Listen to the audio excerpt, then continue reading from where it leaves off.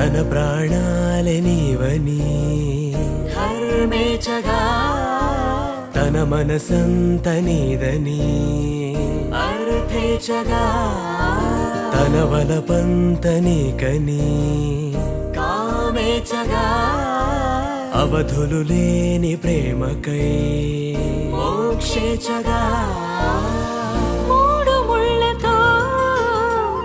7 అడుగుల అగ్ని సాక్షిగా ఇద్దరు ఒకటిగా మారగా